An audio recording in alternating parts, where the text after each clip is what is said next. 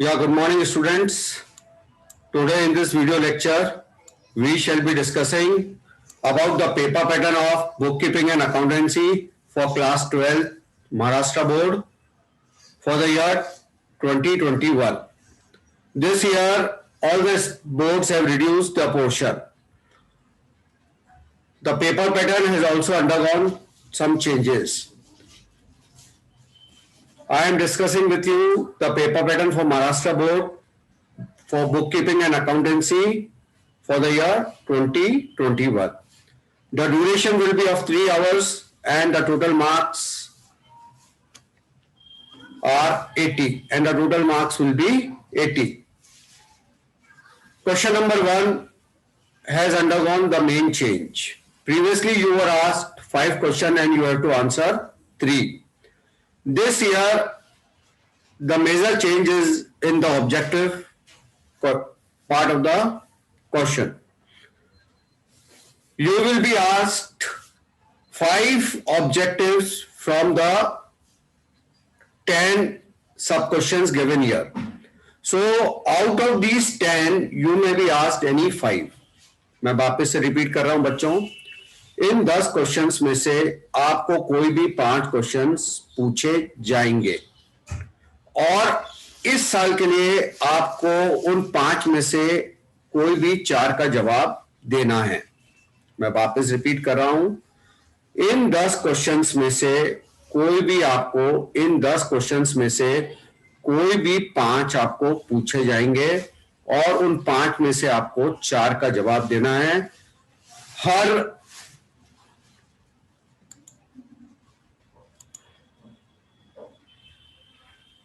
Just a minute.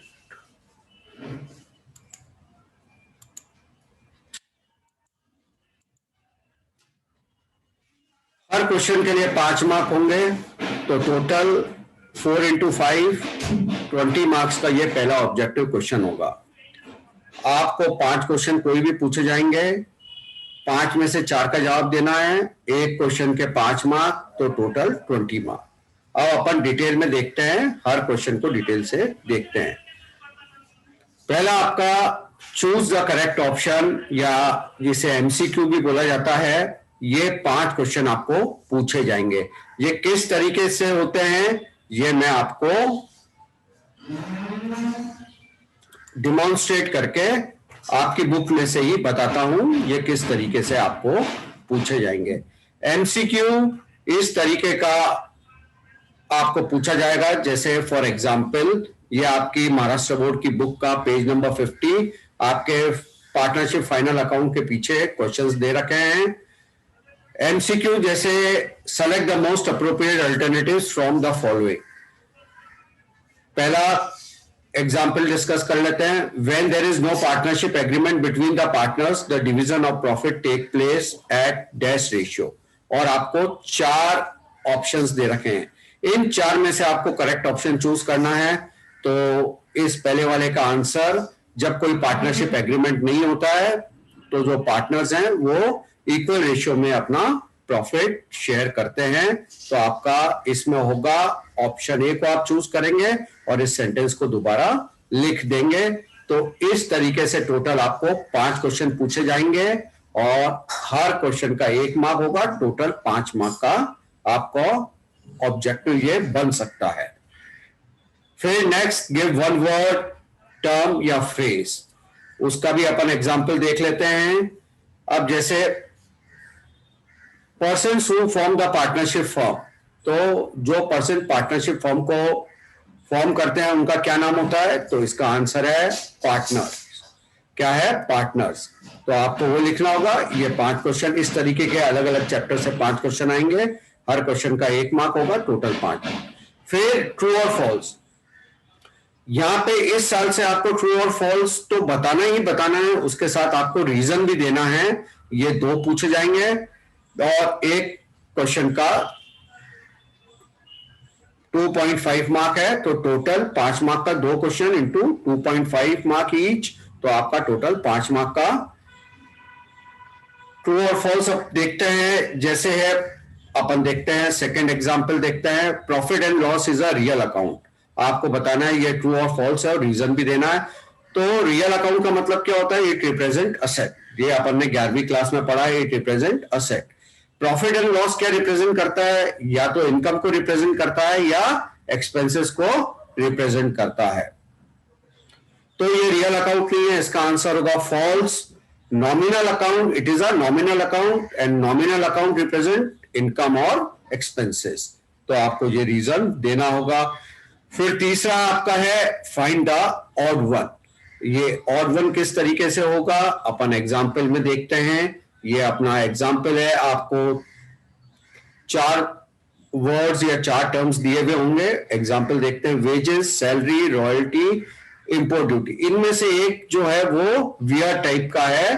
क्या है? Wages, royalty और इंपोर्ट ड्यूटी, ये सब डायरेक्ट एक्सपेंसेस हैं, ये सब ट्रेडिंग अकाउंट में जाते हैं। एक सैलरी जो है वो इनडायरेक्ट एक्सपेंसेस है। तो इसमें ऑड वन क्या है? सैलरी है। ये एक वियर टाइप का है, ये 3 सिमिलर हैं और एक इनसे कोई सिमिलरिटी नहीं है, यह इनडायरेक्ट एक्सपेंस है। तो यहां पे आपको इसको लिखना होगा, salary is the odd one. फिर कंप्लीट द सेंटेंस आपका आएगा। जैसे सेकंड एग्जांपल लेते हैं, registration of partnership is dash in India. इसका आंसर है ऑप्शनल, कंपलसरी नहीं है, ऑप्शनल है। तो आपको ऑप्शनल लिख के इस सेंटेंस को रीराइट करना होगा। फिर आपका है answer in one sentence. Answer in one sentence आपका जैसे why is partnership deed necessary, ये क्वेश्चन है। तो इसका आपको एक लाइन में आंसर देना है, partnership deed is necessary so in case of any dispute in the future it can be used as a reference to avoid any conflict in future, it can be used as a evidence।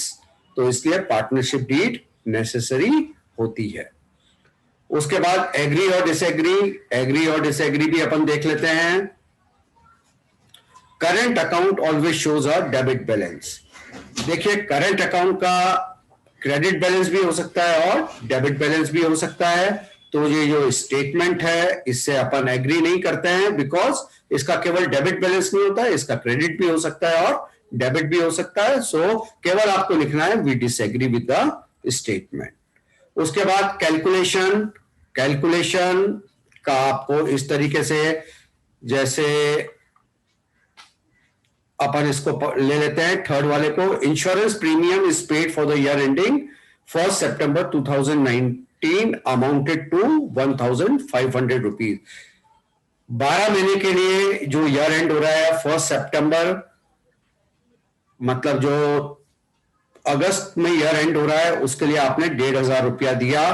तो आपको ये निकालना है prepaid insurance कितनी है मार्च 2019 में, prepaid insurance कितनी है।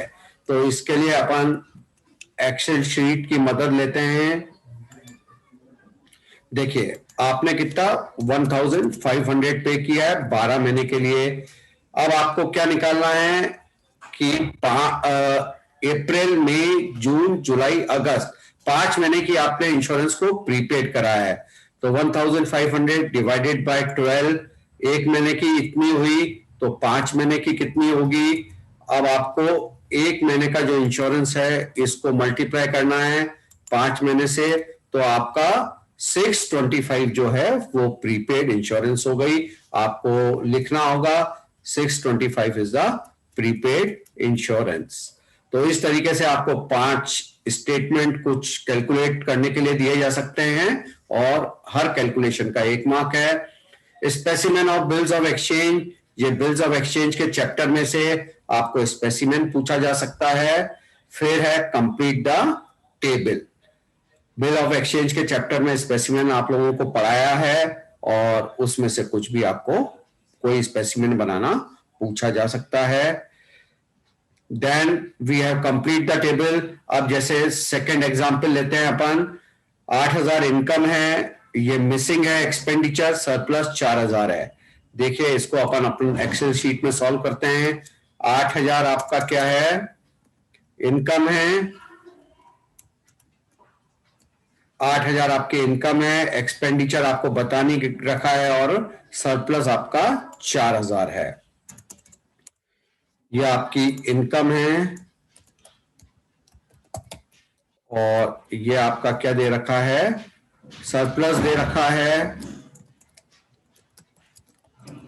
देखिए सरप्लस कैसे निकलता है, आप एक्सपेंडिचर को माइनस करेंगे तो ही सरप्लस निकलेगा, एक्सपेंडिचर को माइनस करेंगे तभी सरप्लस निकलेगा। तो 8,000 में से 4,000 को माइनस करेंगे तो ये 4,000 आपका एक्सपेंडिचर आ जाता है। अगर 8 में से 4 माइनस करते हैं तो ये 4 सरप्लस बनता है। इस तरीके से आपको कैलकुलेट करके इस टेबल को पूरा करना है। तो माय डियर स्टूडेंट्स, आपको इन 10 में से मैं वापस बोल रहा हूं, इन 10 में से कोई भी 5 पूछे जाएंगे और उन 5 में से आपको 4 का जवाब देना है। हर क्वेश्चन का 5 मार्क है, तो 4 इंटू 5 जो ऑब्जेक्टिव 20 मार्क का आपका हो गया। ये आपका around 25% of the paper cover करता है। तो ऑब्जेक्टिव की इंपॉर्टेंस आप समझ सकते हैं। फिर क्वेश्चन नंबर जो सेकंड है वो एडमिशन ऑफ पार्टनर का एक आपका प्रैक्टिकल क्वेश्चन आएगा पूरा, और उसके ऑप्शन में आपको रिटायरमेंट ऑफ पार्टनर का प्रैक्टिकल क्वेश्चन पूछा जाएगा। ये 10 मार्क का होगा। देखिए इस बार इन्होंने ये रिटायरमेंट जो है वो रिड्यूस पोर्शन में है, तो लेकिन ये इसको पूछेंगे, जो रिटायरमेंट जो है वो बोर्ड ने रिड्यूस सिलेबस में बता रखा है, लेकिन ये क्वेश्चन जो पेपर में डालेंगे जरूर, लेकिन किसके ऑप्शन में डालेंगे, एडमिशन। तो स्टूडेंट्स आप लोग एडमिशन करके जाइए, इसको ऑप्शन में छोड़ दीजिए। लेकिन बच्चों इस चैप्टर में से जो बोर्ड ने रिड्यूस करा, इसमें से रिटायरमेंट में से ऑब्जेक्टिव पूछा जा सकता है। ऑब्जेक्टिव इन 10 में से किसी भी फॉर्म में आ सकता है। तो आपको एक किस चैप्टर की बेसिक नॉलेज होनी चाहिए। प्रैक्टिकल क्वेश्चन आप चॉइस में छोड़ सकते हैं, लेकिन आपको बेसिक नॉलेज होनी चाहिए। तो जो शुरू की थ्योरी दी हुई है वो आपको पढ़ के जाना है, क्योंकि इसमें से ऑब्जेक्टिव पूछा जा सकता है। फिर तीसरा क्वेश्चन है डिसोल्यूशन, उसके ऑप्शन में बिल्स ऑफ एक्सचेंज आएगा। डिसोल्यूशन आप अच्छी तरीके से करके जाइए और ये 10 मार्क का आएगा। तीसरा क्वेश्चन इश्यू ऑफ शेयर्स का है, इसके ऑप्शन में कंप्यूटर इन अकाउंटिंग आएगा। ये थ्योरेटिकल चैप्टर है, लेकिन मैं वापस बता रहा हूं इसमें से ऑब्जेक्टिव पूछा जा सकता है। ये आप इश्यू ऑफ शेयर अच्छी तरीके से करके जाइए तो ये 8 मार्क आप स्कोर कर पाएंगे। फिर पांचवा क्वेश्चन डेथ ऑफ पार्टनर पूछा जाएगा, ये फिर प्रैक्टिकल क्वेश्चन पूछा जाएगा।